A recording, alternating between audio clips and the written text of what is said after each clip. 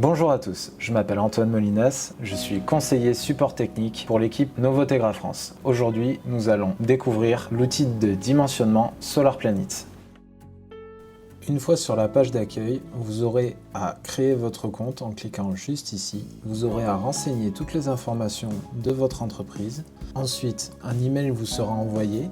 Vous aurez à valider celui-ci. Pensez à bien vérifier vos spams ou vos boîtes de courrier indésirables.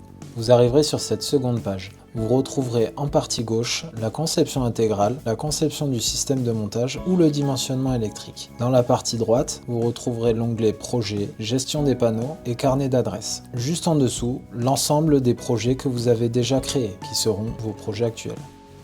Veillez à être le plus complet dans le renseignement de vos informations. Votre étude sera au plus proche de votre réel sur chantier.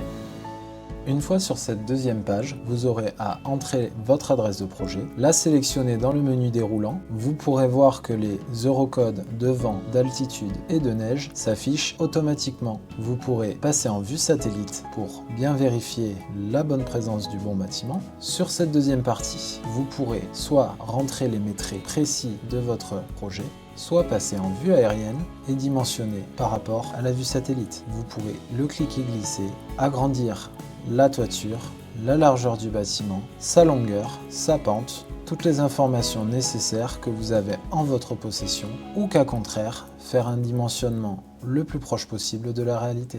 Pour un gain d'efficacité, nous avons paramétré des valeurs par défaut qui vont vous permettre d'avoir un dimensionnement rapide sans avoir à les modifier. Vous pourrez ici sélectionner un premier panneau ou aller chercher plus précisément dans cette page en venant cliquer dans cette partie-là sur les fabricants ou en renseignant dans cette barre le module avec la référence précise. Pour aujourd'hui, nous allons sélectionner celui-ci. Une fois ceci fait, vous pourrez sélectionner ces trois paramètres qui rassemblent les valeurs de l'ETN. Ensuite, vous pourrez calculer la construction. En cliquant sur le petit crayon, vous pourrez modifier le matériel employé. Ici, les différents gabarits et longueurs de rails. Et en cliquant ici, sur le crochet que vous souhaitez utiliser. Puis valider. Dans la disposition des panneaux, vous retrouverez les deux surfaces de toit, une vue 3D et le plan de découpe de rails. Ici, vous pourrez ajouter les différents obstacles en toiture et ici, ajouter les panneaux. Soit configurer entièrement pour voir la capacité totale possible sur cette toiture ou la sélection d'un panneau unique qui vous permettra de positionner précisément celui-ci. Ici, nous allons faire une installation plus classique et calculer la construction. Si jamais du rouge apparaît sur votre dimensionnement, n'hésitez pas à appeler la hotline Novotegra, disponible du lundi au vendredi. Une fois l'installation terminée, vous pouvez calculer le système de montage pour obtenir la disposition des pièces. Une fois le calcul du système de montage effectué, vous pourrez passer à la partie résultat. Dans celle-ci, vous retrouverez l'ensemble des références des pièces ainsi que leur désignation et le nombre d'unités nécessaires à la réalisation de ce projet.